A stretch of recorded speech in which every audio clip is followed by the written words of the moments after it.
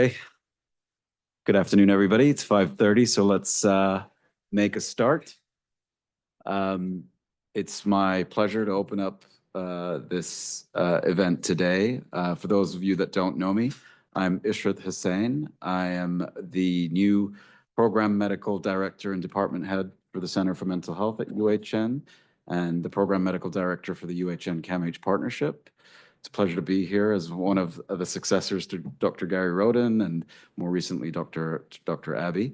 I've only been enrolled for 2 weeks now, but over that time I've had a chance to learn about Dr. Lee's incredible contributions to psychosocial oncology and cancer psychiatry, and we're going to hear a lot about that today.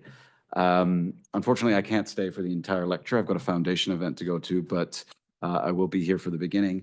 And I'll start off by introducing the Labatt Family Chair of the Department of Psychiatry, Dr. Benoit Malsant, who's going to kick us off. Thanks very much.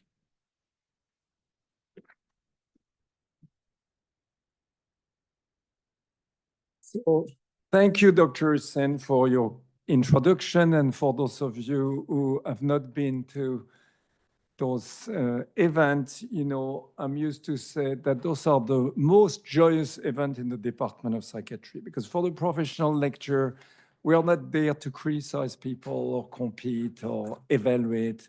We are there to celebrate. And tonight we celebrate Professor Lee.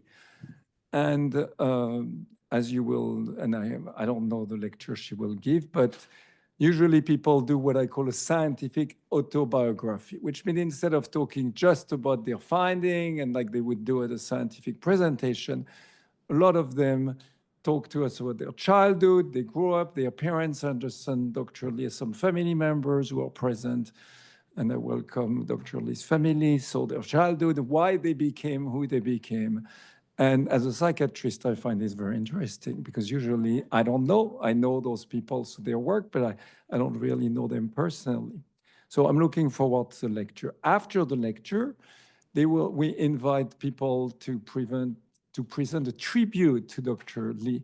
And tonight we have 6 or 7 people who want to talk. So please reduce your comment to 1 or 2 minutes. Okay. No, we know Dr. Lee is wonderful, and that's why she's here tonight, but 2 minutes per person, and then we'll invite people in the audience who, if you think those 6 or 7 people didn't say enough, people who are not registered, have not scanned spontaneously, you know, it's like a church, like those revival churches. Yes. So you're welcome to come to the podium and say a few words, and after that, usually, I don't know what was organized, but we have refreshment and people can in person congratulate Dr. Lee, discuss among themselves, and then all go to home and to bed. So my role in those as a Labatt Family Chair of the department is to give the formal introduction of Professor Lee. And I explained to her, when you do a promotion, you prepare a dossier. And some dossier, you remember Mark Twain, if I had more time, I would have sent you a shorter letter. Some people give us 350 pages, and some good people give us 40 pages, but the dossiers are big, and then we generate letter in addition. And the department has to summarize everything, lifelong of work in 9 pages. So if I read you the 9 pages, Dr. Lee wouldn't have the time to say anything. So I'm going to give you a summary of the 9 pages, but it's going to take 5 to 10 minutes. So I'm warning you, you're going to have to listen to me, and that's the formal introduction to Professor Lee. And after that, we can hear her.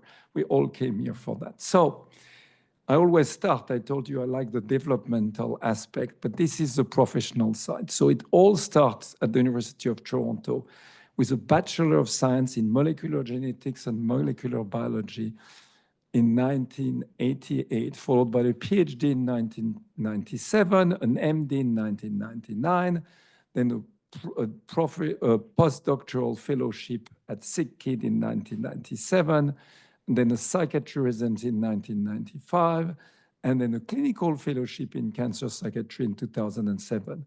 So for those of you who know how to count, between 2007 and 1998, N minus the X minus Y plus 1, there is 20 years of training. And then from those 20 years of training, we have a fairly rapid progression to the rank. who started Dr. Lee appointed as an assistant professor in 2007, promoted to associate in 2017, and then became a full professor in 2014. And by the way, my letter is dated January 2024, but it's based on a dossier submitted in July 2023. The promotion process itself takes 18 months. So when I'm going to give you metrics, it's a year old. I'm sure Dr. Lee has continued to be productive since her promotion, but we have a picture in time. So at UHN, Dr. Lee, she's also a member of the Institute of Medical Science at U of T, IMS. So at UHN, she has been in the CL psychiatrist and a researcher at Princess Margaret for the duration.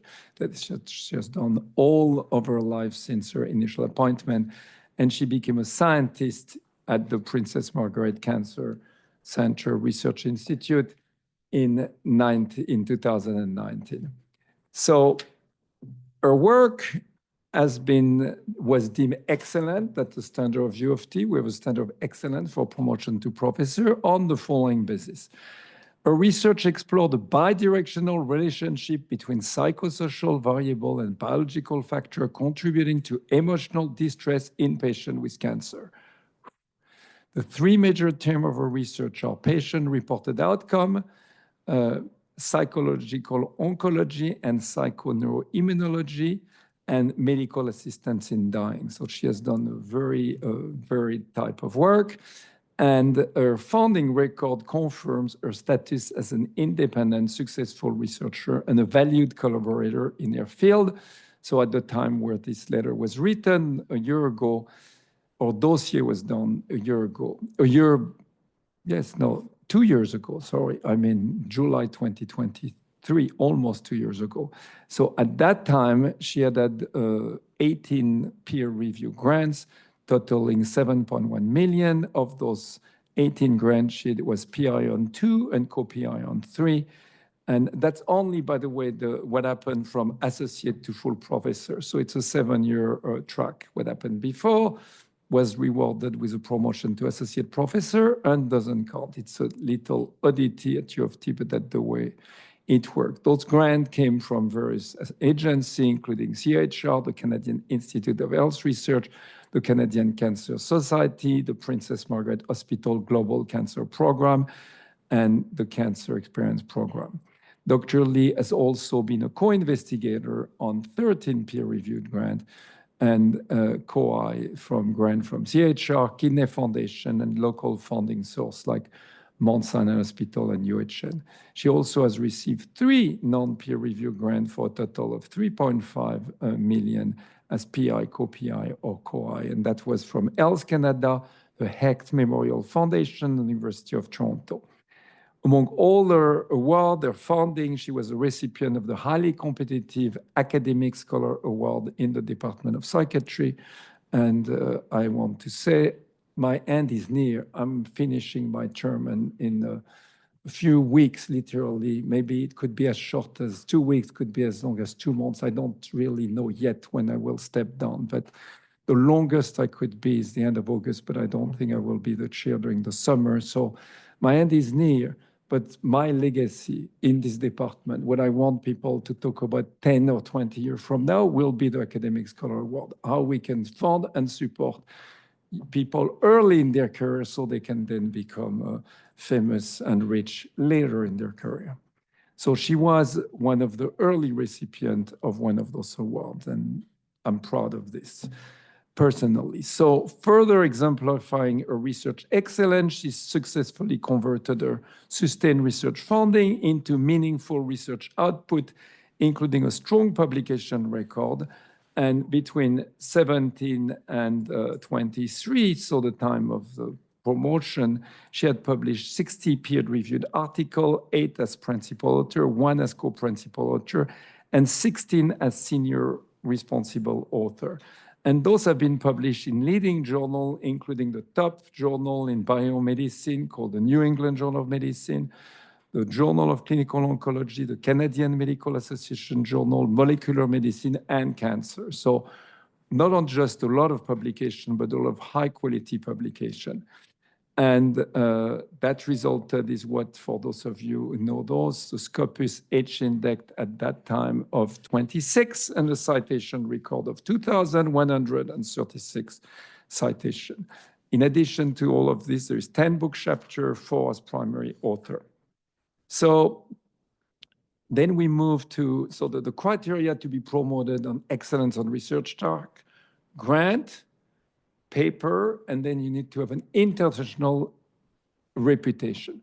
So what's the evidence of the excellence of Dr. Lee's international reputation in her field? So strong record of invited presentation and lecture, including keynote speaker, participating in national program on television, on radio, international publication, for instance, in Associated Press UK, The Guardian, and national newspapers such as Maclean and Globe and Mail. She also served as a member of the Scientific Planning Committee of several conferences. If I read everything I told you, we need 20 minutes, so I'm now summarizing.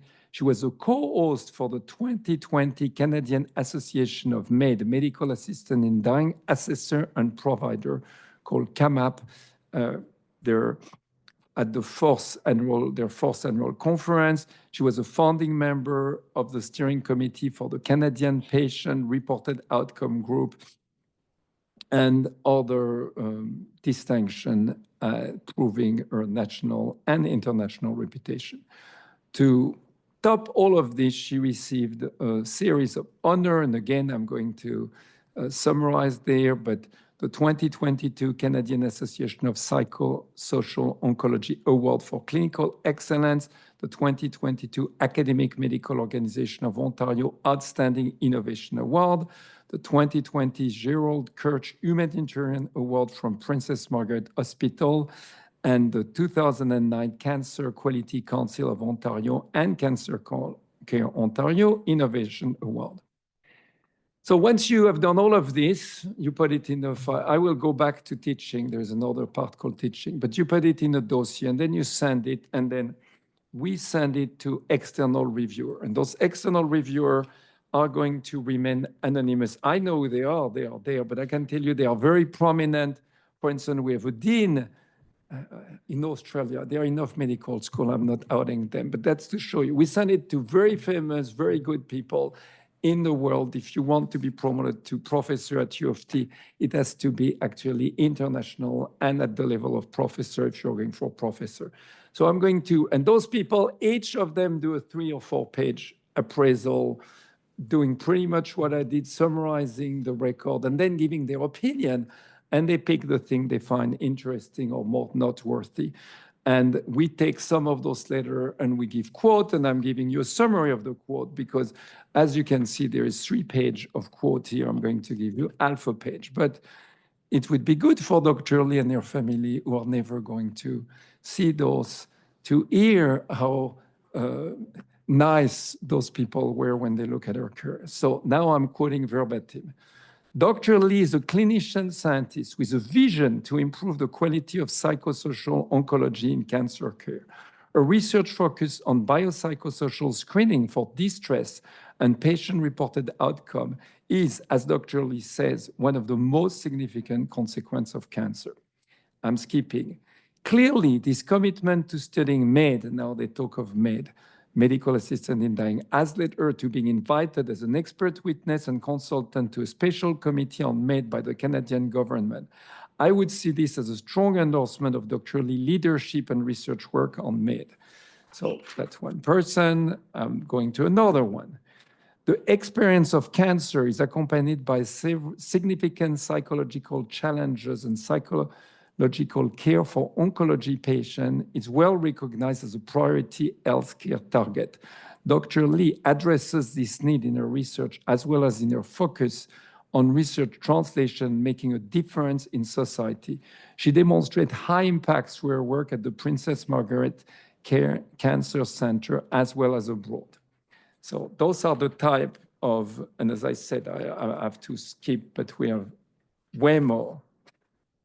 And then we move to creative professional activity. So creative professional activity is another form of scholarship that by itself can lead to promotion. But in the case of Dr. Lee, that was directly related to her research activity, and based on the evidence, this was also deemed to be part of the excellence of her work. So her CPA, creative professional activity work, overlap with her knowledge translation of her research theme and knowledge dissemination of the research in the form of education.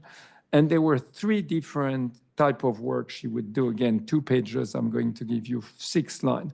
One fall under what we call professional innovation and creative excellence, and that's actually this work related to preventing burnout through team-based intervention and supporting the mental health of oncology healthcare team during COVID-19 pandemic. She created something called CREATE, Compassion, Resilience, and Team Building, and that's what led to the very prestigious publication I mentioned in the New England Journal of Medicine in 2021. There is another line of work, contribution to the development of professional practice. I'm going to skip. And then a last, it would be exemplary professional practice, and that's work related to MAID. And I'm sure Dr. Lee will talk to us about all of her work. The last thing I want to finish, we're a university. We are not a research institute, so you cannot be promoted unless you're involved in teaching and education. So you don't need to reach the competence of excellence, but you need a proof by existence. You need to do some teaching and education. And some people do little, just enough. Their heart is in their research, and that's what they do. But some people, like Dr. Lee, do a lot. And probably if she had not been promoted on the basis of her research, she could have, it's a slower process, but she could have ended up being promoted on education. She has been a dedicated teacher, supervisor, and mentor in the Department of Psychiatry, supervising a lot of residents with excellent teaching score. She has also worked with observer, medical student, and she has taught formal lecture, for instance, to medical students. She has a lecture on psychosocial support during and after cancer care. She has talked about complexity and chronicity. And at Princess Margaret, she has been part of the multidisciplinary trainee assessment clinic called Martini. And I don't know anything about it, but that's what we brought there, and I'm sure it's like wonderful. She has done some teaching with undergraduate students, Master of Science student, and PhD student. And at the end, she has also done a lot of continuous professional and practice development, which are like lecture to other professionals. And she has worked with fellows, other junior faculty member, not just in the Department of Psychiatry, but also in radiation oncology.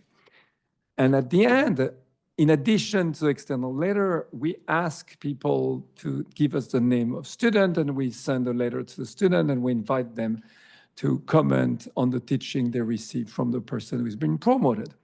And it's actually serious. There are people whose promotion has been derailed. They show poor judgment, and they pick people who they thought would like them. And actually those students said, well, it was not really a mentor, he was a tormentor. And then when they write a letter like that, the promotion committee say, well, you know, you have done enough research, but before we can promote you, you need to do some remediation and come back in a couple of years with better letter. It didn't happen to Dr. Lee. She received 6 very positive student letter. And again, I'm going to give you a few quotes there, and then we are finally going to hear her. Okay, first quote. I'm not going to read the 6 because, again, that's 2 pages of quote, but like it's to know. And again, Dr. Lee has never, those letters are written by me with assistance of somebody called Rachel Delaney, because we have to do 30 of those per year, every year. So it takes a lot of time, 270 pages, like writing a book on people. So I have some help. I couldn't do it. But nobody ever see them. They are going to be read by 2 assessors of the decanal committee, and that's it. Okay? All that work, 200 plus pages per year that then are filed electronically and nobody read them. And all those people, those assessors who wrote those 3-page letter, you will never be able to read them. And I have to be honest, I don't read the whatever it would be, 3 times 30, 90 times 4-page, 360 pages of recommendation. My faithful assistant abstract and put them in those letters, and I read the quote that she picked, which are the best, and I share little piece. So same thing for the medical student, but I think it's important for people to hear in the voice of those people. So first one, I came to know Dr. Lee during my, I won't say what, because you are not supposed to see who they are, at Princess Margaret Center in, I won't say the year, I don't want to, but that person may be in the room. During that period, she was a fully dedicated, highly knowledgeable, and hardworking psychologist. Moreover, she was a role model in terms of patient care with a kind heart. As one of my trainers, I learned from her to be flexible, empathetic, and extremely helpful to my patient and colleague. In addition, she was a good listener, a strong advocate for her trainee, and extremely supportive. Who wouldn't like to have somebody saying that anonymously, meaning they didn't know that you will hear those words, so they were just for us and those 2 decanal advisors. Another person, I enjoyed a weekly supervision meeting because of very stimulating conversation, sharing our view on case, treatment, and healthcare. What I especially appreciated is that she was genuinely interested in my point of view, and she trusted my clinical judgment while she was available when I had questions.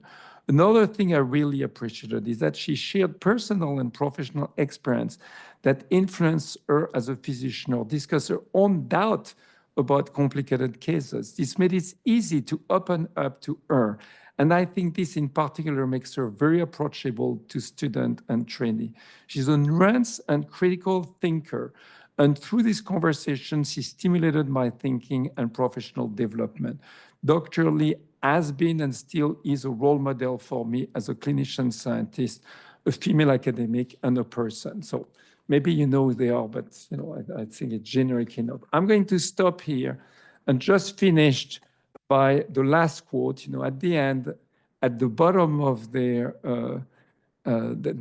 recommendation letter, people conclude the external referee, and we take one quote that summarizes it all, and that's this one. So coming from Dr. Lee, meets the level of achievement of a full professor, indeed exceeds this, and her application as my full endorsement.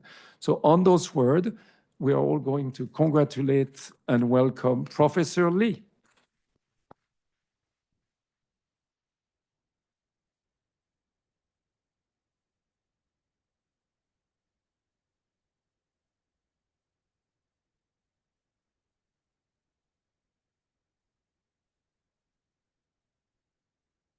Thank you, Benoit, for that very generous introduction. And it is my honor to possibly be the last person that you need to introduce that way. Okay. Everybody's like you, they wait until the end. You're like the kid who was sitting at the back of the room. Yes. Well, it is tireless work, but hopefully not thankless. I want to thank you for what you have done for so many years. I'd also like to thank everyone who is in this room. I can't believe how many people came in person. And thank you to everyone who is online. I don't know how many are there and I don't see you, but thank you all for your time and for coming to this lecture.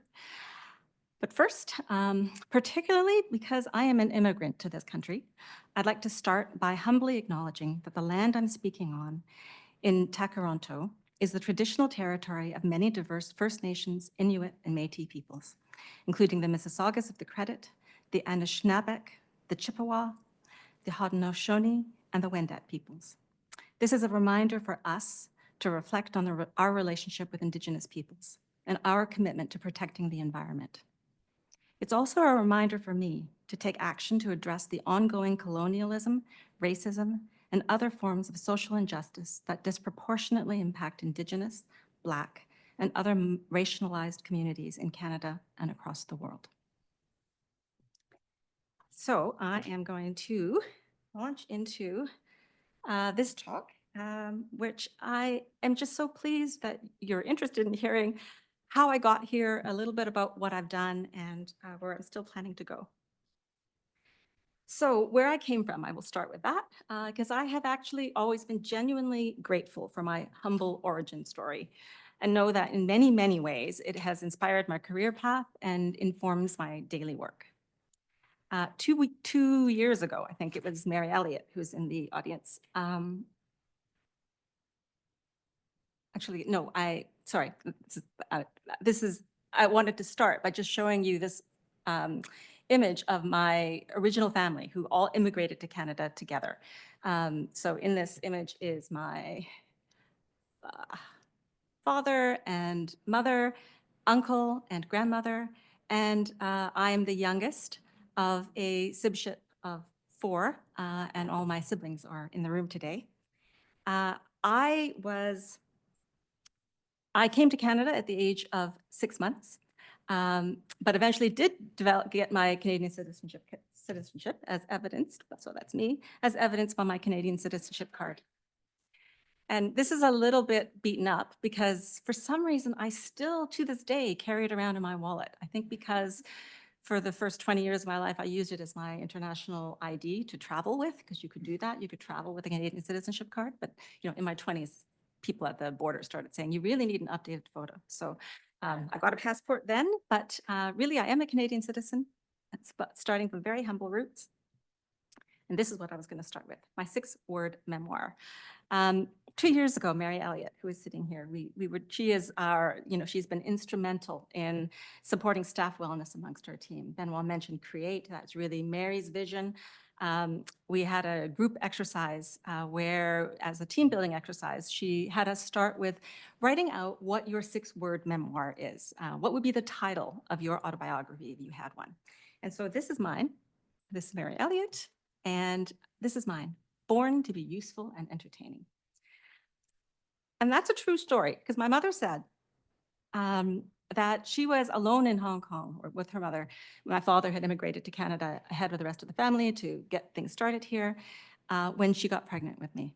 And she did not want a 4th child when she was alone in Hong Kong raising 3 children. And they almost aborted me until my grandmother said, no, you should have her because she'll be cute and she could be helpful, right? So and that was the reason. So I always knew that I was born to be useful and entertaining.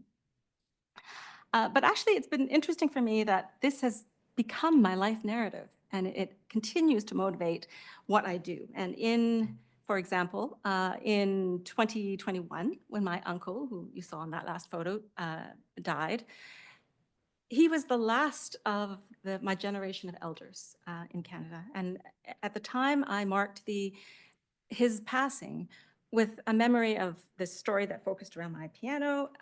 That story was inspired by Sarah Rose, who's also sitting here.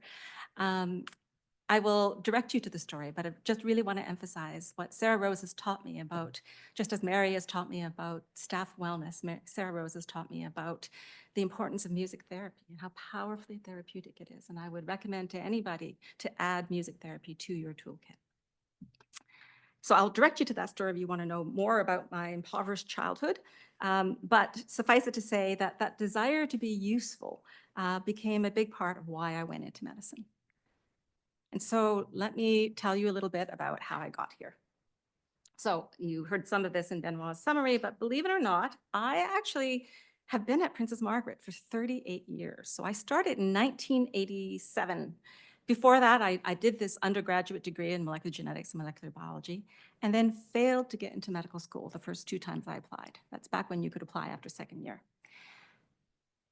And it actually, not getting into medical school forced me to go on and do research as a summer student in a 4th year project with Gordon Whitmore in medical biophysics at the OCI. And then when I eventually got into the MD-PhD program, I did my PhD with Ron Buick. He, through my PhD, just at the end of it, in the last 6 months of my PhD, he unexpectedly passed away. And his portrait still sits on the 7th floor in the atrium at Princess Margaret. If you go down there, it's the main portrait that's sitting there. And because he passed, that delayed the ending of my PhD. I had to take an extra year. I couldn't go back to medical school. And I wound up doing a year of postdoc with Rosanna Wexberg at Sick Kids looking at epigenetics. And I learned about epigenetics, which actually was the beginning of my interest in studying gene-environment interactions and established what's been an enduring fascination for me in the whole nature-nurture question in psychiatry. But I will tell you more about that in a minute. The first lesson I learned from all of this is not to give up. When bad things happen, don't give up and always look for silver linings. And I think through this course of things I didn't expect, there were a lot of silver linings that led me to where I am now. And so why did I choose psychiatry? So by the time, because of that delay, by the time I got to finishing my residency, I was old enough that my ovaries were going to dry up and shrivel up and die if I didn't have kids. And so I had a delay in order to have kids. Lesson 2 for the women in the audience is there is never a good time to have kids if you're an academic. So you start punching holes in condoms and you'll just deal with it when it happens. And you always will. So I had my kids. And then because I had my kids, because of a family situation, when it came time to applying for residency programs, I couldn't leave Toronto. So rather than the standard, apply to psychiatry across 10 different programs across Canada, I applied to internal medicine, medical genetics, neurology, and psychiatry last when I applied to programs because I needed to stay in Toronto. And I applied to psychiatry because actually, as I went through my rotations as a resident, I had done most of my electives in medical oncology because my PhD was in medical oncology. And that's what my research I thought would be. But what I found going through every rotation as a clerk was that I was more interested in the human experience of illness than treating that illness. So the oncologist would go in, this is your cancer, and these are your options in terms of clinical trials. And it was the nurses and the social workers who stuck around for that, oh my God, what am I going to tell my kids? And what does this mean about my work? And I was so drawn to that aspect of care. And I knew that that was a better fit for who I was. But I had this mind-body problem or mind-brain problem, because there was a lot of stigma to psychiatry at the time. Still, what really influenced me was Ron Buick, my PhD supervisor, started every lab meeting by coming in and asking, are we pushing back the frontiers? That was the core question. So every week I was thinking, am I pushing back the frontiers? And I realized that molecular work, which is my training, in oncology is a drop in the bucket. Right? We know about tumor suppressors, we know about oncogenes. The work is really about clinical trials. And I really wasn't that interested in clinical trials at the time. It's changed. But I was really interested in basic science questions. And I was fascinated by, you think about your mother, what gets turned on in your brain? Or what gene expression changes happen? And I thought anything molecular in psychiatry would be foundation building. So I wound up going into psychiatry, listening to my heart because it was really the better fit for me. And then I really hated it for the first 2 years. I was a miserable psychiatry resident. I didn't particularly, aside from the fact that in every rotation I went to, when I ran into my medical oncology colleagues, they were all, what happened? You're in psychiatry? So I had to deal with that. But I also just didn't love the patient population. It wasn't really what I was looking for. It wasn't the engagement that I wanted. So how did I wind up? And I almost left. I had my second child during my residency, and then during my mat leave, thought about switching into palliative care because I wanted out of psychiatry. But I thought, I had heard that there's this field of cancer psychiatry, and I wanted to try it. And so this is how I came into psychosocial oncology. I'm going to tell my favorite but not so appropriate story about Gary Roden because it's my professorial rounds, and I'm going to assume that I'm among friends here. So I had this unusual residency structure where other people have 6-month rotations. Because I came in with a PhD, I had 9-month rotations, and they were basically giving me my PGY 5-year spread out over the four years. So I had longer rotations, but because of that, I wasn't allowed to choose any of my sites, which was fine. I went and did all the rotations I was given, except I wanted to try cancer psychiatry. So when I came to CL, I said, can I please go to Princess Margaret? And the postgrad director at the time said, absolutely not. You gave up the right to do that when you asked for this program, so you get what you're given. And so I went to John Hunter, who isn't in this room, but was the head of CL at the time. And in John Hunter's usual inimicable style, he said to me, "You're talking to the wrong person. You need to speak to Gary Roden. He needs to get together with the postgrad director, and you let them figure out who has the bigger display of reason." Because they're frankly both bigger than mine, is what he said. So I went to Gary, and now I'm in psychosocial oncology. I've never looked back. And the third lesson from that is, don't take the first no as the final answer to anything, and don't be afraid to ask for exceptions. So I got my exception. I wound up in psychosocial oncology. That was in 2003. But actually, I'd met Gary a couple of years earlier. Colin Shapiro, who is here, first introduced me to Gary in 2000 when he was psychiatrist in chief at UHN. And I still remember that first meeting in a dark hallway in the psychiatry offices at Toronto Western. And I was so struck by Gary's genuine interest and warmth towards just one of what must be hundreds of students that he met. But that quality of personal attention and warmth hasn't changed in over 20 years of mentorship with Gary. So I wound up going on to doing a 2-year fellowship with Gary in cancer psychiatry at Princess Margaret. During that fellowship, I actually was given a long service award because I'd started, as a resident. And, as a trainee, you never want a long service award. And I was always saying I had to graduate before I needed to retire. But I did eventually graduate. And let me now move on to telling you a little bit about just pictures of Gary and me talking at, this is at a party at Kim's house. A little bit about the field of psychosocial oncology that I entered. So psychosocial oncology, I think most people in the room do know this, but for those online, is this multidisciplinary specialty of cancer that addresses the variety of psychological, behavioral, emotional, and social issues that come up for people with cancer and their loved ones. And within this multidisciplinary field that includes psychologists and social workers and psychiatrists is a subspecialty of CL psychiatry, cancer psychiatry, which focuses on cancer mental health. And then within cancer psychiatry, the area I have been very interested in is emotional distress, right? Which has a very broad definition. It's an experience of psychological, social, or spiritual nature that interferes with your ability to get through cancer treatment. And it ranges from just normal feelings of vulnerability, sadness, fear, to actually disabling psychiatric disorders, anxiety, depression, trauma.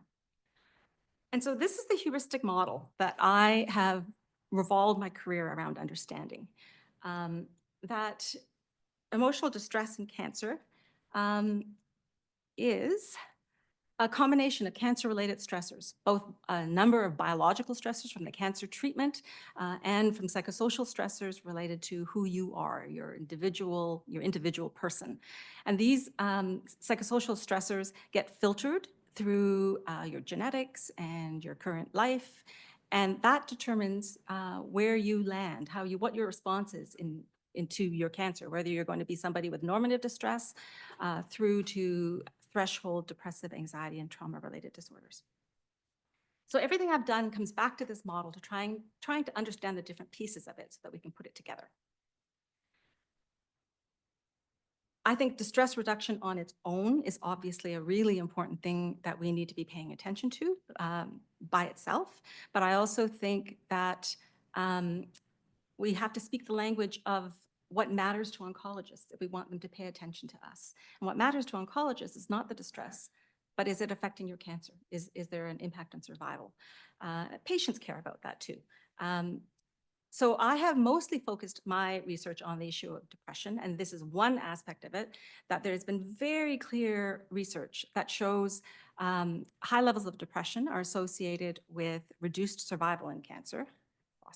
Reduced survival in cancer with a hazard ratio of between 1.3 to almost 4. And so multiple large meta-analyses show that association. What has been very interesting to me is the question of, if you treat the depression, does that moderate the effect? And the answer is no, right? There's no evidence, like in all medical populations, not just cancer, there's no evidence that depression reduction actually improves survival. And so there have been lots of meta-analyses around that too. And it's partly because is it a biologically plausible phenomenon. Most of the studies related to this question were done in that whole mess of the psychotherapy and survival debate, which is done in patients with metastatic disease. And it's always amazed me that people don't think that there's very little biological plausibility that in the face of advanced disease, metastatic disease, a psychotherapy, which is thought to work through your immune system and modify the effects of cancer, could actually have an effect size that would treat, that would work against metastatic disease. And we use actual immunotherapies and have modest effects. So I think that there's more biological plausibility that we can look at effects of depression at preventing cancer recurrence, where you have immunosurveillance going on, than you do looking at survival in metastatic cancer. And it really comes back to asking, are we asking the right questions, right? What are the mechanisms that we need to look at to understand this question? But I think it's an important question for us to be studying. And then I discovered the field of psychoneuroimmunology one day, which really lets you study this question, this relationship between depression and biological outcomes at a molecular level. And this is a review paper, which I won't take you through the details of it for the sake of time, but it's a review paper I wrote with Aliza Panjwani, it's at the top corner there, and my grad student, Stefan Aguar. And it was wonderful to be able to go through the literature and show that there are clear roots, that then there's a strong biological plausibility that will take you from the biological stressors of cancer, never mind, through the tumor macroenvironment, right through to the tumor microenvironment that will affect survival. So finding this field of research for me was when I realized that there was a biological way of understanding psychological stress in cancer, it was like a crystallization. It was like, oh, this is what I've always wanted to do. And I've been training to do this all my life, and I didn't know it. Like in retrospect, it became very clear. So this has really formed what I've gone on to do since then. And let me talk about these four major themes that all revolve around emotional distress, and it mixes this biological and psychological aspects of it. And I've spent a lot of time looking at DART, which is the Distress Assessment and Response Tool, the distress screening tool that I created at Princess Margaret, using that to do psychosocial oncology and psychoneuroimmunology research, and ultimately translating all of that data to studying medical assistance in dying, because that is the ultimate manifestation of unaddressed distress for patients. So I'm going to take you through each of those at a very high level. I created this DART program at Princess Margaret, which screens for distress risk factors, current supports, and in multiple domains. It screens for your emotional distress using the PHQ-9 and depression and anxiety, PHQ-9 and GAD. But it's not just about emotional distress, it's about your physical symptoms, and it's about your life, your practical concerns. So it included the social difficulties inventory. And there's this whole software associated with DART. It's intelligently programmed, and it actually became, I think the other important lesson is that anything you do clinically, you should do research around, that it's easiest to pair your research with your clinical work and your administrative work. And I would say that that has generally been the secret to my success, that my administrative research and clinical work have always gone hand in hand. And so I led this program, I did research into it, and then into the implementation science of it. And that's why it comes with a response toolkit and implementation science approach. And then I used it for patient care. And so what's happened with DART is that in the years that it's been, the 20 years it's been around now, it's had over 570,000 unique completions, almost 100,000 unique patients. It would be more than that now, and the pandemic kind of curtailed it. And there have been 47 linked clinic-based research studies from that database. We actually looked at the impact of DART screening to show what does it do for patients. That is a photo of Brian Gascon, my first master's student, who was able to show that, with the implementation of DART, it actually increased patient satisfaction with care, particularly for patients with a low socioeconomic status. So people who with a high socioeconomic status can advocate for themselves. You don't really need to screen them for distress, but those with lower income, language deficits really need that kind of support. And Brian was able to show as part of his master's thesis that completing DART was associated with an increase in access to psychosocial care and a decrease in suicide risk. So the suicide rates at the hospital dropped following implementation of DART. And we've also, with Doris Howell, done some research looking at how DART completion is associated with reduced emergency visits and hospitalization. So it's having a health systems impact. And then it's had international uptake. And Mary Macarius is this amazing volunteer who has been working in my lab for several years and has helped with research evaluating the uptake of DART internationally, particularly at the Kuwait Cancer Control Center, but it's also been implemented in China. And last year we implemented it at the Aga Khan University Hospital in Kenya. So that's DART. And then I have a bucket of research focused on clinical trials, even though I said I was never originally interested in it. But ultimately in psychosocial, we have a whole foundation of research trying to understand the phenomenon of emotional distress. But it is time to move on to doing something about that. And there's been far fewer clinical trials. Most of this research, there aren't photos there because it's not primarily my research. This is research that I've done with Gary Roden and Sarah Hales. Jennifer Jones did CanDirect with me. Sarah Hales leads our psychedelic studies. And I partly include this because I really want to emphasize how important I think it is as another lesson to do collaborative research. I think that model of a PI leading their lab and doing research independently doesn't work as well for women who have families and have other priorities. And it's a much more successful model to have co-PI projects to do more collaborative research. And a lot of what I've done is collaborative research as a result. One project I did lead, although I also had a co-PI in that, is a study on intranasal ketamine for depression. We had a phase 2 uncontrolled trial of intranasal ketamine for depression and palliative care, which was very successful. I'm just going to quickly tell you about the phase 3 trial. So this is work that I am doing with Josh Rosenblatt, who is here. Who is an outstanding scientist whose brilliance is only eclipsed by how gorgeous his children and dog Oreo are. But we have just submitted a CIHR grant to take that phase 2 work into a phase 3 trial.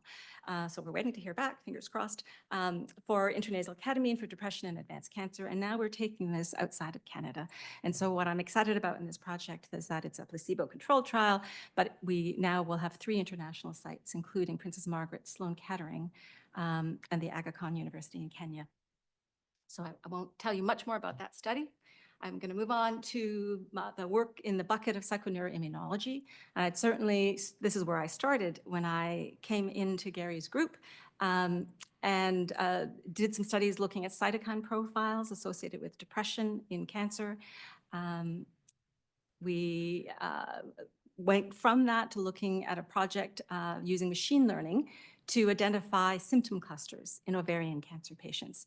And this was a study where we took DART data that already sits there and linked it to banked ovarian blood samples, and then did cytokine assays. And then you asked the machine to tell us which cytokines will predict a cluster of symptoms so that we can come up with a single target to treat multiple symptoms in cancer patients.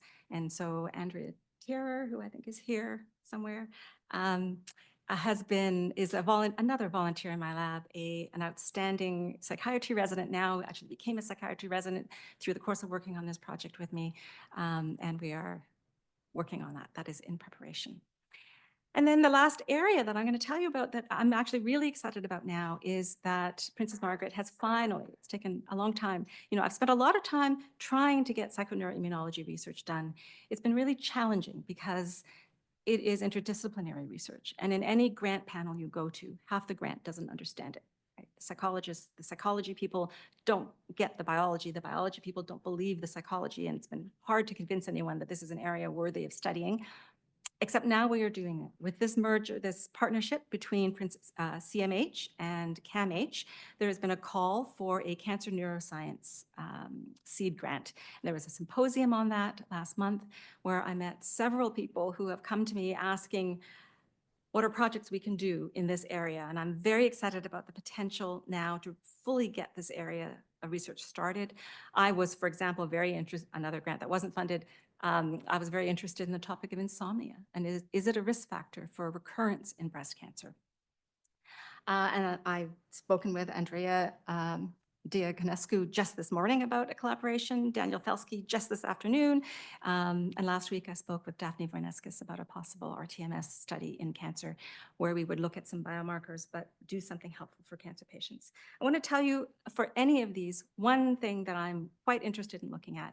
And again, it speaks to taking advantage of opportunities, taking advantage of what you've already done. So here's an example of immunotherapy and depression in cancer. So for those who don't know, immunotherapy is this new one branch of immunotherapy, these immune checkpoint inhibitors. Cancer cells actually have a way of evading the immune system because the T cells have programmed death ligands and programmed death ligand receptors. And when these bind, the cancer cell can escape immunity with decreased activation, proliferation, you start secreting cytokines, and you have decreased T cell survival. We came up with these immune checkpoint inhibitors like pembrolizumab that block this process. David Brooks, who is a scientist at the OCI or at Princess Margaret, published a study in Nature a few years ago that showed that there is an epigenetic, so epigenetic meaning this isn't genetic, this is an environmental factor of some kind. There's an epigenetic differential responsiveness in the blood cells of patients to interferon. And patients are either, their blood cells are either hypo-responsive to interferon, in which case this doesn't work, this immune escape is blocked, and patients have increased survival. And there are other patients who have hyper-responsive blood cells to interferon, in which case immune checkpoint inhibitors don't work for them, and they have decreased survival. Except he had no idea why some people are hyper-responsive and some people are hypo-responsive. It was just a finding. He published it in Nature. That's great. We have this mechanism. We don't know the cause. And I said to him, but you know, interferon is very related to depression. It's increased in depression, and depression has epigenetic influences on gene expression. And what if I just took your sample of 100 patients there and looked up their DART scores because they're just sitting there? We would have a Nature paper showing you the mechanism of how this works in 5 minutes. And that's the power of developing something that gives you a database that you can go back and mine at any time. Of course, I'm stuck in REB and they won't let me have access to those patients. But since then, 2 papers have come out in Nature Medicine. One, a prospective study looking at the association between emotional distress of depression and anxiety and lack of response to immune checkpoint inhibitors, and the other, a retrospective study that says the same thing. So there's definitely a mechanism here. I think it's something we can study, and I think that I can take any of those collaborations that I showed you on the last slide and study it in this population and explore this mechanism. So it's something I'm very excited about doing. And that takes me to the topic, probably the most successful thing I've done, but the bane of my existence, the work in medical assisted dying, which is really about understanding why some people want assisted dying and some don't. And again, it's an example of a project where, you know, I started with an administrative role. Gary Roden-Bolin told me to develop the MAID program for UHN, and I did, and we came up with this framework, which we don't need to go over, but was published in the New England Journal, which set out a structured way of doing a careful assessment for patients. And that has led to further work where I became one of the leads on the Canadian MAID curriculum development project, trying to train people for how to do this better in an educational way. And I've been very interested in trying to articulate, you know, this is a hotly contested topic that people are strongly for or against. And I think there hasn't been enough attention to the voice, which is, I'm not for or against it, I just want to do it well. This muddy middle position that is much less clear to describe, but I think very important to get that voice out there. So I have been working on that. In terms of research, we have several studies going on related to MAID. I have a cross-sectional, again, this is a collaborative project with Sarah Hales and Renat Nassim in our group, looking at the impact of MAID on the quality of death and dying in cancer patients and their caregivers. We have a CIHR-funded longitudinal study looking at the emergence of the desire for MAID in patients with cancer and what influences that, what predicts that. We've just started a track 2 study looking at people who don't have cancer and don't have a reasonable foreseeable death. It's going to be a qualitative study to understand why do these people want to go ahead with MAID. And then in the spirit of trying to get that muddy middle voice out there, I've established a group called Clinical Access, Responsibility, and Ethics in the Desire for Death. It's an international think tank that is going to get this voice out there. And I don't have any photographs of people because my MAID team is everyone, multiple people in this audience. There's so many people working on this project that I'm so indebted to for pushing this work along. It would fill the slide to put everyone's pictures up there. So where am I going?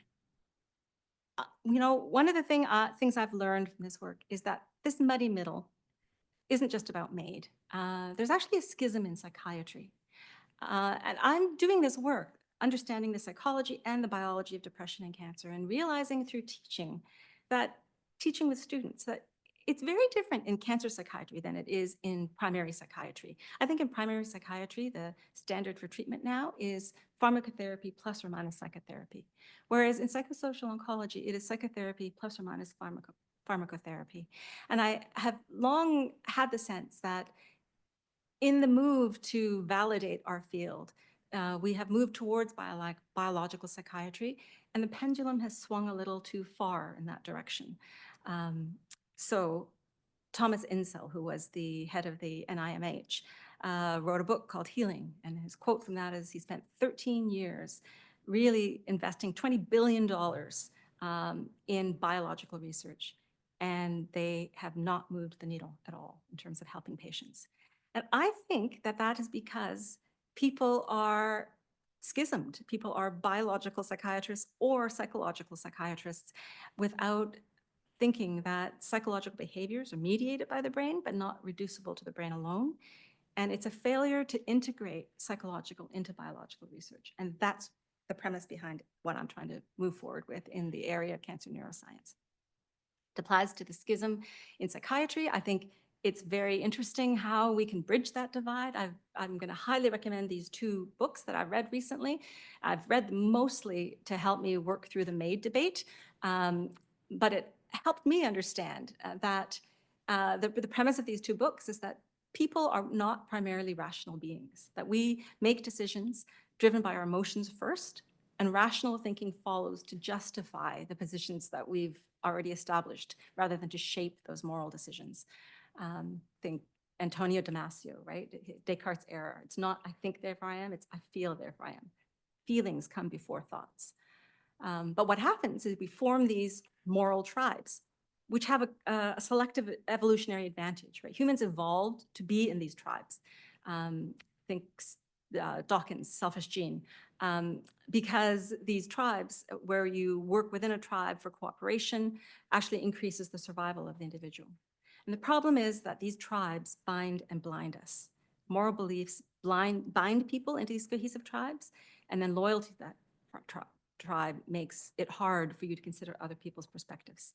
And what we need to do is to encourage, and this applies, you know, not just to MAID, but to politics. It's happening in the States. It applies to psychiatry. It applies to cancer. And what I will tell you about next. But the idea is that we need to take a scientific approach, which to me means that you are detached from your emotions and your biases, and you're open to collaboration and considering alternate hypotheses. Right? You should always be open to thinking that you're wrong in what you're researching. I think this applies, as I said, to politics, MAID, psychiatry, and cancer. And in cancer, let me almost finish by telling you about something that Gary Roden got me involved in that is probably, I think, the most important work I've ever been involved in. So he's gotten the Lancet Oncology to agree to establish a commission on the human crisis of cancer. It's a brilliant idea, and the goal of it is to call attention to the relative imbalance between the biomedical focus on care and the lack of attention to the humanistic aspects of cancer care. And this will become a crisis as the population ages and more people develop cancer. And it's a problem in the West, where we have all these fancy new immunotherapies that are sucking up all the dollars and research funding and clinical attention. It's also a problem in lower and middle income countries, where they don't have the fancy immunotherapies, and all they have is the humanistic care, and it is being underfunded there. So this commission is 4 parts. It'll look at what's the evidence to say that there is a crisis, what are the drivers of it in terms of systems of value and policy and commercial incentives and structure of the healthcare system. And then it'll propose solutions and what the ideal healthcare system will look like. And we will launch this in November at the Aortic Conference in Africa. I think it's one of the most important things, as I said, that I will have the privilege to work on. And I think it will, all the work I've done up till now will feed into this kind of work. Okay. Now I want to spend a little bit of time. I want to end by moving to just how grateful I am and all the people I need to thank for helping to get me to where I am. The first of which is this Upward group. So I don't know if the people in psychiatry have seen these emails. I would not have gone forward for promotion if it wasn't for this group. Partly because, as I've taken pains to say, I am a Chinese Canadian woman. And you don't get more self-effacing than that. And promotion is just the opposite of being self-effacing. And I really thought I would never apply because, I thought promotion was all about ego and I don't need that. And it doesn't get you tenure, it doesn't get you more money, it just gets you, invitations to sit on more committees that you don't want to be on. So I wasn't going to apply until I discovered this group and I joined, and what I learned from them are 4 reasons why women should apply for promotion. One of which is, yes, it means nothing at U of T, but your academic status actually has international meaning. There is global uniformity in achieving this status, and that means something. 2, we deserve recognition for what we've done. My apologies to the men in the audience, but a man wouldn't question should he apply for promotion. He would, because he deserves it, and so do we. And it's wrong to think that our ego is not worth the effort. To me, the most important reasons, the third is that although 50% of physicians are women, that number drops as you rise through the ranks, so that by the time you get to professor, there are less than 25% women. And if we want women to be in positions of power, we need more representation at that level. And so we need more women professors. And then the last and probably most important reason that this group taught me was that we need to be there to be role models for younger women. So we should apply not for our ego, but for the sake of other women. So I want to thank Mary Jane Esplin and Simone Vigot, who chaired this group and were so generous in sharing their dossiers and all of their materials and looking through our own dossiers and helping us get through this process. I have to say that my first question when I got to the group is, yeah, okay, I'll apply, but do I have to give a professorial lecture? Because I really, because I am loath to be the center of attention. And I actually turned down giving this lecture, which is why it's a little bit later. I've left it to the very end. So I need to thank Adrienne Tan and Rima Stira, who emailed me multiple times and said, why aren't you giving a lecture? And reminded me of the 4th point, that we need to do this to be role models for younger women. So that is why I'm doing it. I want to thank my work family. Speaking of Adrienne, when I first came to join Gary in psychosocial oncology, Adrienne, Sarah Hales, and I were a tight training trio with Gary. And David Goldblum, in his way, called us Gary's angels. That was his phrase. We didn't stick with that. We have gone on to call ourselves LSD, Lady Shrink Drinks. And we will often go, this is us at a concert, we'll often go out and have drinks together, because there is something about the nature of this work and the people who choose to do this work that these are really special people. And the kind of family that they have provided to me are really what allow me to do what I've done and are the reason why I enjoy coming to work every single day.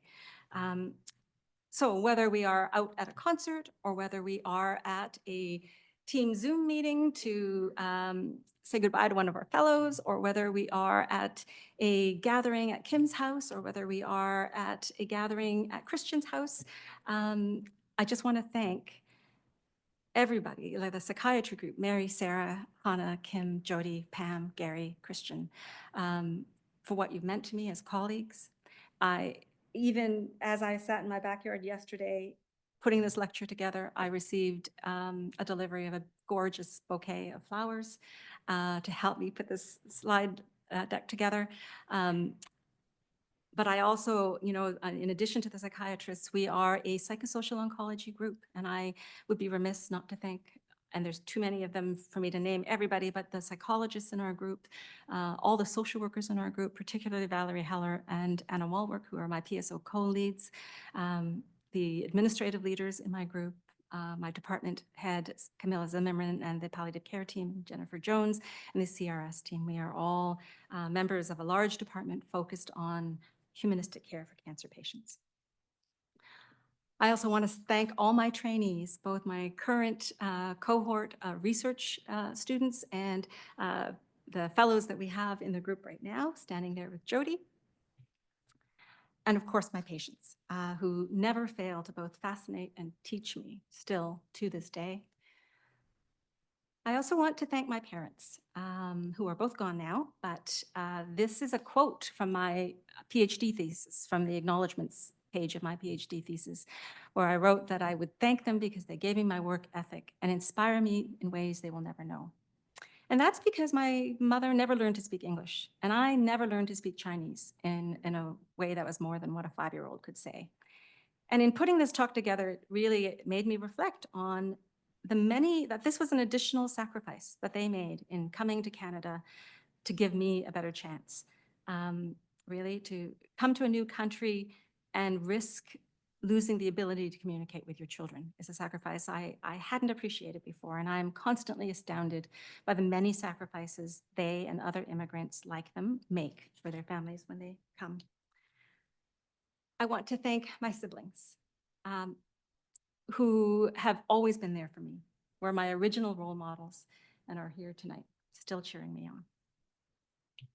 I want to thank my children, who look like this when I first started in psychosocial oncology, and now look like that. And you'll notice I'm standing on a log there. I have no idea what happened to my genes, that my daughter can fully pass for somebody who's Spanish, and my son is over 6 feet tall. I constantly wonder what happened to my genes, but I want to thank you, Jamie and Robin, for not constantly singing Cats in the Cradle to me over the last 20 years.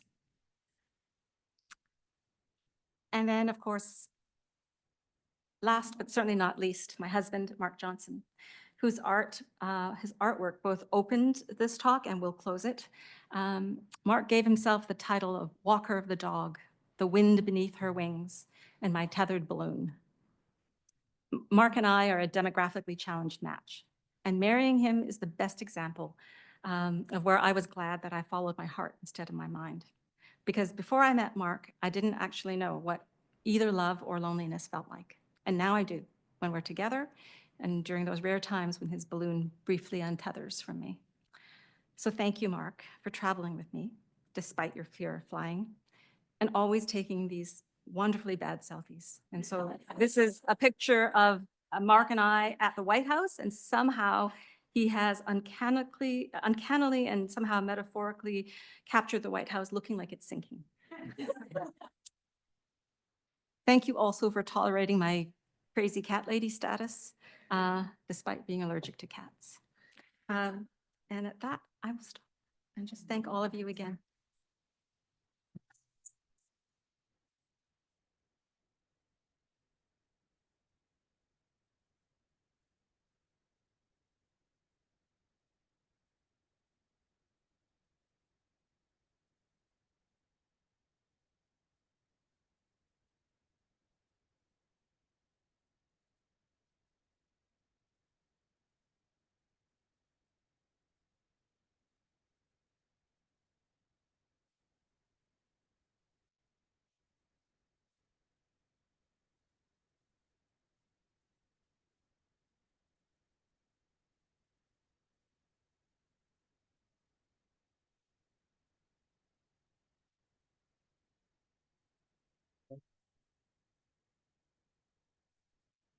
Well, thank you for this wonderful lecture. And I'm glad you changed your mind and agreed to do it because I know you initially refused. And there is about maybe 1% out of 5 or 6 who refuse. And I always feel bad, but I'm glad you changed your mind. It was a great idea to change your mind. So now we go to the last part before the socialization. And we have 1, 2, 3, 4, 5, 6, 7, 8 people who have asked, plus any of you who didn't and want to. So I had to come up with a difficult decision, which order? And I decided age before beauty. So the first one is going to be Gary Roden.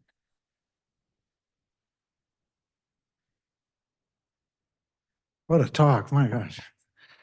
That talk was so Madeline, you know, science and humanity and greatness and humility, which is what Madeline is. It's been my privilege to work together with Madeline for more than a couple of decades. And I just want to say a couple of things about it, you know, that one is that Madeline really embodies the breadth of psychiatry. And we live in a time, I think we live in divisive times, and we live in a time when our discipline has been narrowed and polarized. And Madeline, I think, is an example, a shining example of the breadth of psychiatry, the richness of psychiatry, and how to integrate the different dimensions of psychiatry. The other thing I want to say, two other things I want to say about Madeline. One is that I think one of the things that Madeline appeals to me about Madeline is that she's not afraid of Don Quixote projects, that taking on these big, seemingly unmanageable things. And there's so many things that would have been just a casual conversation with anybody else. For example, suicide rates are elevated in cancer, but nobody's measuring suicidality or doing anything about it. Or the federal government passed legislation on assisted dying, but you know, there's no guidelines for it. Or, you know, depression and anxiety are so common in cancer, but no one's screening. And for most people, that would have been the end of the conversation. For Madeline, it's just the beginning. And each one of those things became something that she persisted with and studied and developed guidelines or developed an intervention and disseminated internationally, became an international leader. I think that's kind of unique, that kind of persistence and determination that Madeline has. And the third thing I want to say is that the one motive, by the way, this is sort of cruel and unusual punishment for Madeline to pay so much attention to her. I know that. The one thing you can be sure about Madeline when she does something, that her motive is not self-interest. That I've never met someone who has more concern and care for the welfare of other people, often at her own expense. And that goes for the patients that she takes care of. She will go to the ends of the earth to see that our patients get the best care that they've got. She does that in research and in all aspects of her life. This is why the staff in psychosocial oncology are so grateful for her. She's been such a protector and supporter of them, and why all of her students, frankly, adore her. Madeline is supportive beyond belief to all of her students. Madeline is a gift to psychiatry. She's a gift to oncology. And she's the kind of person we'd all like to be with, and she's the kind of psychiatrist that our discipline needs. Madeline, it's been an honor to see you from the beginning of your time as a student to end. You're a model for us all. So congratulations and thank you.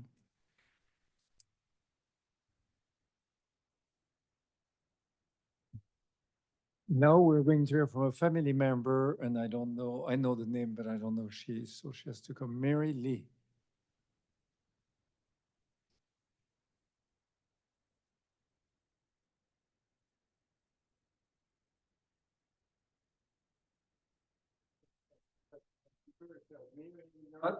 Andrea Tyrer, Josh Rodenblatt, and one of the three Grace. Hi. I want to respect your 2-minute limit. But You're the family member, so you can do everything. Are you 9? Are you 9 people?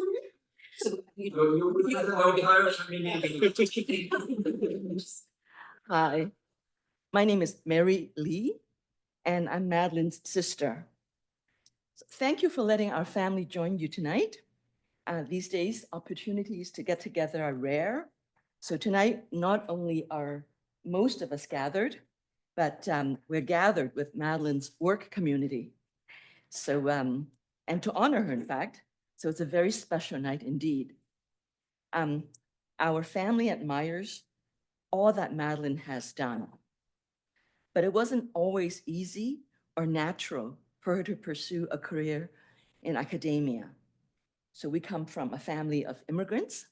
Dad held 2 jobs to support us, and Mom did piecework at night, hand sewing beads onto ball gowns. So education for daughters was not a priority. But our parents taught us to be earnest and hardworking. And being the youngest in the family of 4 siblings, Madeline set many firsts. She was the valedictorian at her grade 8 graduation. She was head girl in high school, and she did a combo MD, PhD program when few of us knew what that was. And she's also the only one in the family to have run a marathon twice. I am awed when I see Madeline where she is today versus where our grandmother and mother were when they were her age. So let me tell you something about our grandmother and mother. My grandmother was a concubine. She was married off at 16 to her father's friend because they were poor, and his friend happened to need someone to bear him sons. So my grandmother never felt that she had any say in her life. But she was also a product of her time. So in public, even here in Canada, she echoed that a woman's job is to obey her husband and make sacrifices for her children. That no matter how unhappy you are in marriage, you must do your job well. But in private, my dear granny said to me, you must get a job and make your own living. You must never be wholly dependent on your husband financially. So as a teenager, I never doubted that would be the case, and I just filed away what she said. Later, when I was getting married, my grandmother and mother made great efforts to buy me bracelets and necklaces in 24-karat gold. They were not rich, and I don't wear jewelry. So I said, don't bother getting me stuff like that. I'll never wear it. They said, this is not for you to wear. This is your stash. For what, I asked. For emergencies, in case your family needs help or you need to escape. You can sell the jewelry, but keep your secret stash to yourself and don't tell your husband in case he turns out to be a drunk or a gambler. So I put the little sack of jewelry away in my drawer. Fortunately, that's where it still is. And years later, after my father passed away, I took my mother to vote in an election. She asked me to write down the name of the woman candidate in her ward. My mother spoke little English, but she knew her alphabet. She would look for that woman's name on the ballot inside the voting booth. I asked, do you want to know what she stands for? What party she represents? She said, no, it doesn't matter. I don't understand it, but I want to vote for a woman because I want women to have power. I asked, well, what did you do when Dad took you voting? She said, I voted the way he told me to, but he's not here now. I can vote the way I want. So I think that if my grandmother and mother were here in person today, they would be so proud because here's Madeline talking about how she earns a living, talking about her work out in the open where people see her and even appreciate her. And they would be so pleased because this granddaughter, this daughter, has agency over her life and curates her own future. We take our freedom and independence for granted now, but in their time, which is not so long ago, nor so far away, they didn't have the benefit of education or self-determination. Even now, there are countries that place cultural or legal restrictions on how women live. I know that Madeline's family, most of us are here tonight, we're proud of her and pleased for her. I certainly am. And I'm also happy for her. I'm happy that she's doing work she loves, that she does it without compromising her values. Values to be true to herself, to be helpful to others, to cherish family, and to promote academia. In the process, have a little fun and feel the little awes that the day may bring. So I feel blessed that Madeline is my sister. And Madeline, thank you for being you. Thank you.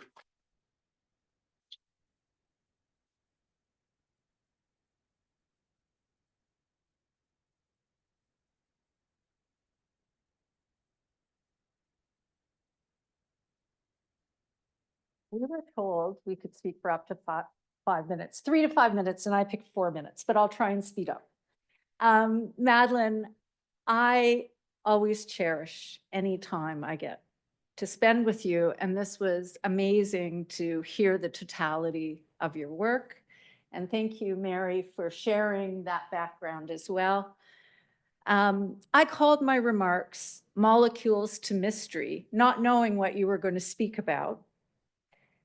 Madeline, I've seen how your work spans from molecules to mystery, and I want to talk personally how that's impacted me. I believe that this molecules to mystery is interconnected by your passion, dedication, insatiable curiosity, humility, and belief it is possible to make a difference in the treatment of individual patients and in the healthcare system. My experience of this is that it's rooted in your compassion, and your work with patients is wrapped in a loving presence. And I think we heard about that from students who commented on working directly with you. I met Madeline when she was a resident, although I didn't realize she'd been at PMH 2 years longer than me. I met Madeline when she was a resident doing a rotation with Gary Roden. I was about to go on summer vacation and needed to sign out a young patient whom I knew well and was hospitalized in the terminal phase of illness. And I felt that twinge of abandoning the patient, right as she was bravely writing each of her little children birthday cards.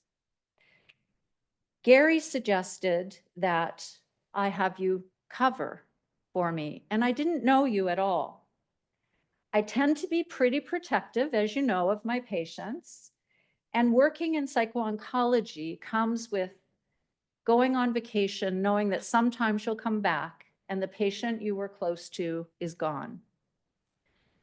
So I signed out this patient to you and took you to the bedside to meet the patient. And with that, immediately, I saw your calm presence, warmth, and compassion. I knew that was a perfect fit. I also saw it as an early sign that you were ready for any challenge. You had this fearlessness, and now I understand a little bit more about that. And whenever there's a need, you just roll up your sleeves and you're there and ready and committed. It's amazing. At that time, little did I know that someday Madeline would ask me to return the favor, which I'm always happy to do.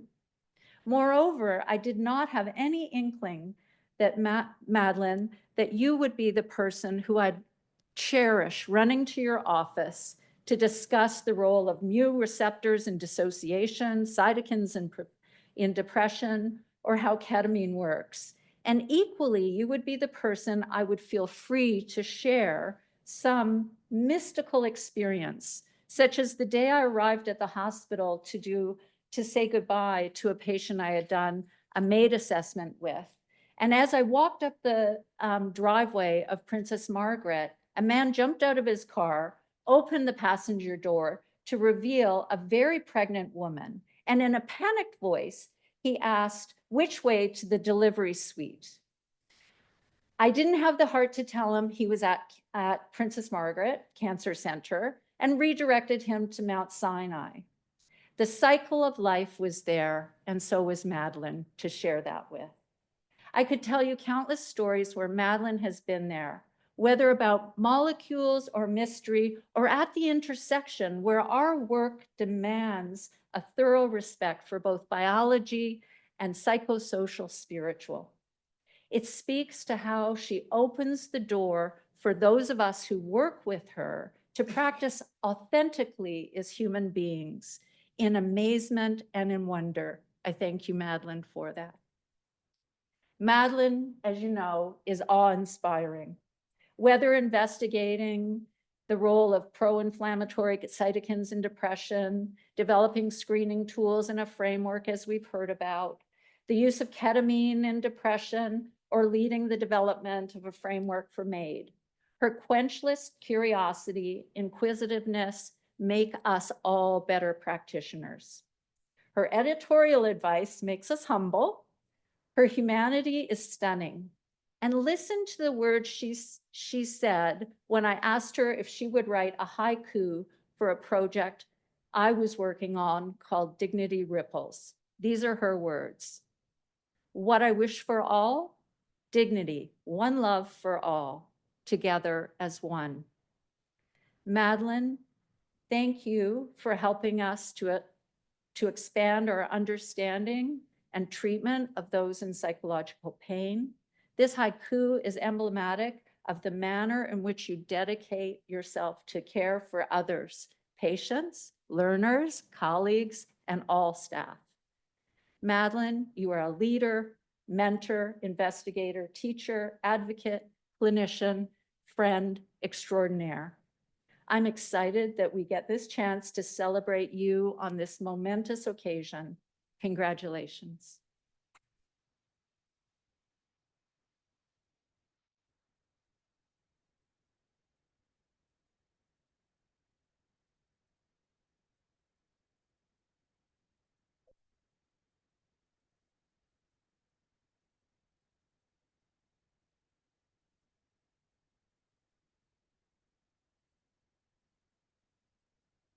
Okay, so I just have a few words, 3 minutes, primarily from the perspective of a trainee. We all stay. Yes. But good evening, everyone, and it's an honor to be here today to celebrate Madeline and her professorial lecture. My name is Andrea, and I'm a second-year psychiatry resident. I've had the privilege of being mentored by Madeline over the past 4 years in her role as research supervisor, physician, and mentor. I first met Madeline as a second-year medical student at the University of Toronto. And although I had some background at the time in the neurobiology of mood disorders, having completed my PhD in this area, I had no idea that psychosocial oncology even existed, or any really concept of consultation liaison psychiatry more broadly. And in working with Madeline in both a clinical and research capacity, she introduced me to these areas of practice. It's thanks to her mentorship that I found myself drawn to the emotional and psychiatric complexities of cancer care, and she's encouraged this curiosity with remarkable generosity. We developed a project exploring neuropsychiatric symptoms in cancer patients, and she introduced me to foundational concepts in psychoneuroimmunology. She also brought me into collaborative research spaces as a trainee clinician scientist. I think just as importantly, though, in addition to providing excellent research supervision, Madeline has supported me through some of the most pivotal decisions in my early career. She's helped me in choosing electives to strengthen my CARMS application for psychiatry. She's offered thoughtful advice in ranking residency sites, and she's provided strategic advice during residency in how to stay active in research while balancing clinical duties. Her guidance has always reflected a deep understanding of both my professional goals and who I am and what I care about as a person. What has always stood out to me that is different from other research mentors perhaps is the way that Madeline sees and supports the whole person in each of her trainees. Not just who we are in our professional roles, but also what we value and hope for beyond this. She offers honest and realistic advice about the balancing demands of an academic medical career with the realities of building life outside of it, especially as a young female. Insights I've returned to more than once. Her support has meant so much to me that she was even a guest at my wedding, something that speaks, I think, to the depth of care she offers to those she mentors. Whether during research meetings, clinical case discussions, or offering thoughtful guidance during critical moments, Madeline has exemplified what it means to be a mentor in the truest sense. Through her, I've found a field, a path, and a role model for the kind of physician and researcher I hope to become. Madeline, thank you for your dedication to your field and your patients, your exceptional guidance, and your profound impact on those you mentor. Congratulations on this well-deserved achievement.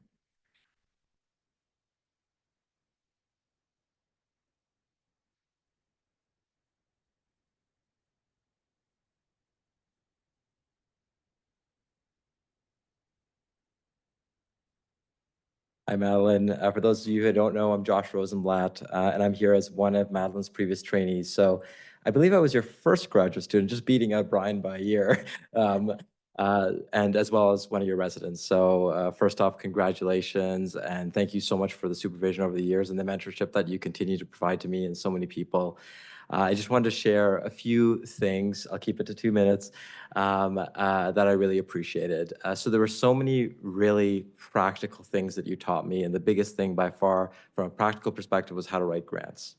Before we started working together, I'd never written a grant, and I'd written lots of papers, but I didn't really understand the difference between those things. So when we had all those grants together, that the first many number, I won't say which number, were unfunded, but then we finally started getting funding and learned about the obsessional perfectionism that you embodied in sending me a sea of red back to my grant submissions that I appreciated so much. So that's a skill that I've taught to my trainees now and take with me every day. So I really appreciate that tangible skill.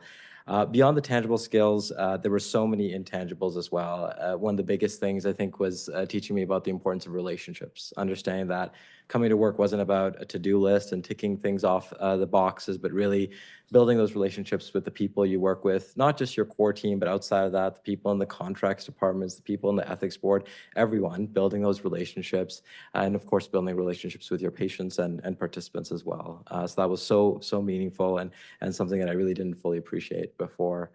One of the other really refreshing things that a few people have commented on was just the flexibility and openness to other thoughts. With the ketamine study, when I initially presented it, I think everyone in the department was fairly against it and thought it was a bit of a silly idea. But you had that openness, and you were the only person willing to really take it on. And I'm so glad that we're still working on that together. So appreciate that openness, which was balanced also with such strong passion and conviction for your views, where you were open to other people's views, but you still held your own conviction. It wasn't that you were flimsy in the way that you were thinking, but you were just open to other ways. So always really appreciated that. This last one maybe is a bit controversial given, the importance of work-life balance and wellness and all those things, but I think you taught me the importance of staying until the work is done. So I think any trainee could attest to the fact that you're always available at the end of the day, no matter how many patients you saw, you stayed until we finished doing what we were doing. So I think that's something that's rare to find, and it was such an important lesson to learn about just staying until the work's done. And it's good for the teams, it's good for patient care, so I really appreciate that. But massive congratulations. I loved your lecture. It was so enjoyable. Yeah, thanks so much for everything.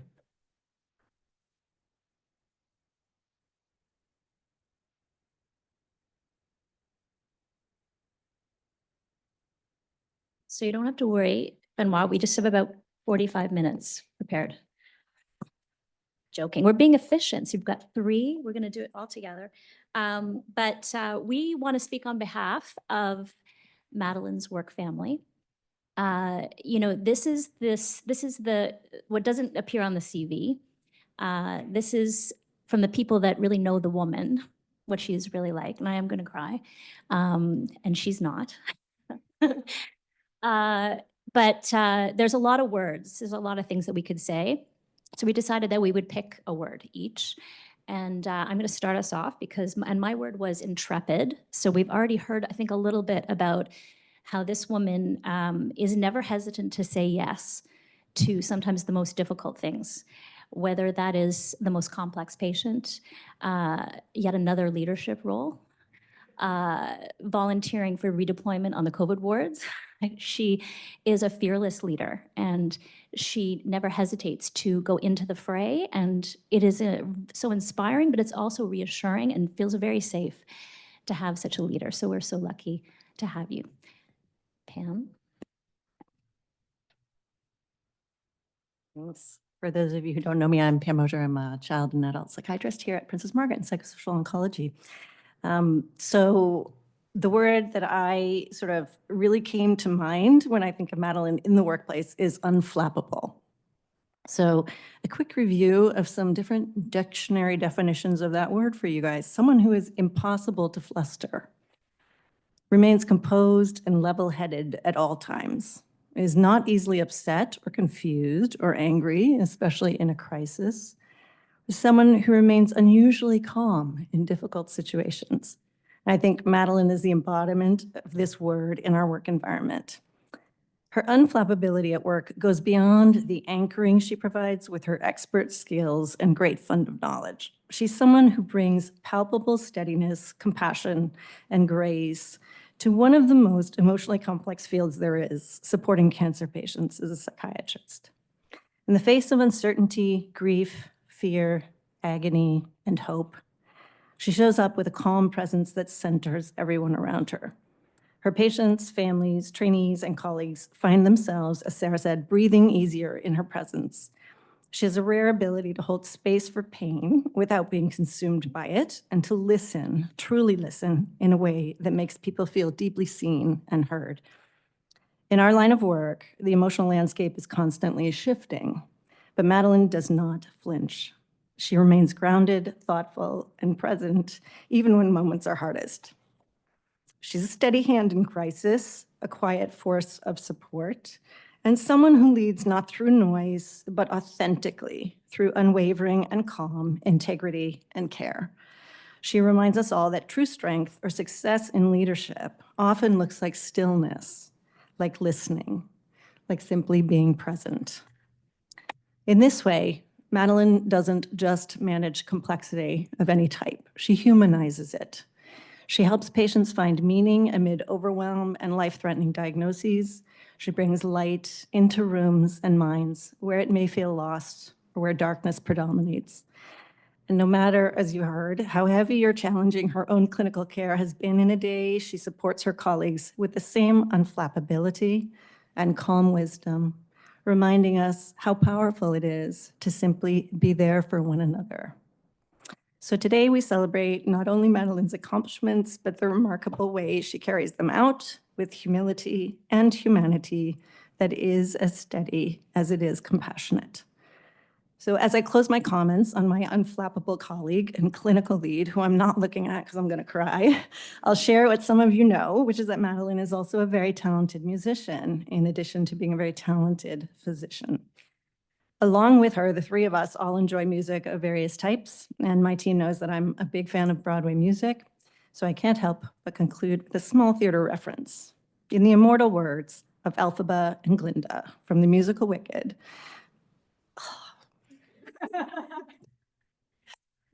yep, Madeline, on behalf of your patients, your trainees, and your colleagues, because we have known you, we in PSO have all been changed for the better.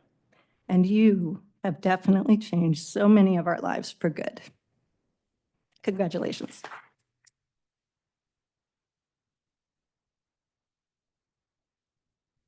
Okay. Curious. Has anyone here ever truly wondered in the run of a day if Madeline Lee's heart rate climbs anywhere above 45? Coming from someone who likely runs sort of sinus tachy most days, dancing around VTAC in this very moment, I can tell you, I think about it a lot. It is awe-inspiring to work with you. This word has been used already, but I'm repeating it. And based on the intuition I have about your heart rate, I can only assume that you have the cardiac functioning of a well-trained endurance athlete, which tracks because you are absolutely an Olympian in our field. But whatever your heart rate, it is your actual heart that I want to talk to you all about today.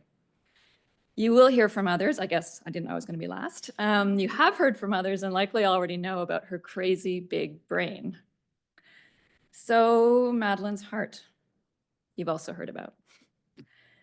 You have led our department through our own personal illnesses, family losses, the pandemic, the daily challenges in our work, including the inevitable loss of our patients, usually to cancer, but also on occasion to suicide. No matter what, you make us feel that there is nothing else going on in your world. There is a lot going on in your world. Your calendar miraculously cleared, and you are unbelievably present in helping us with whatever is going on. You hold and handle it all with such compassion and concern. You've heard, we all know, anyone who works with you, that you go above and beyond for your patients.